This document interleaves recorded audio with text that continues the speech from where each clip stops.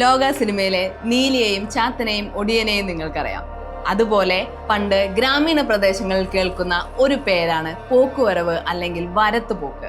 ആ പ്രദേശത്തെ ആരാധനമൂർത്തിയുടെ സഞ്ചാരമായാണ് ഇതിനെ കണക്കാക്കപ്പെട്ടിരുന്നത്. ചിലങ്കനാദത്തിലോ അതിഭയാനക ശബ്ദത്തിലോ പാഞ്ഞു പോകുന്ന ഒരു തീഗോളമാണ് ഇതെന്നാണ് കണക്കാക്കപ്പെടുന്നത്. എന്നാൽ ശാസ്ത്രലോകം ഇതിനെ പ്രതിപാദിക്കുന്നത് ആകാശത്തിന്റെ നിഗൂഢതകളിൽ ഒന്നായ ബോൾ ലൈറ്റ്നിങ് എന്ന പ്രതിഭാസമായിട്ടാണ്.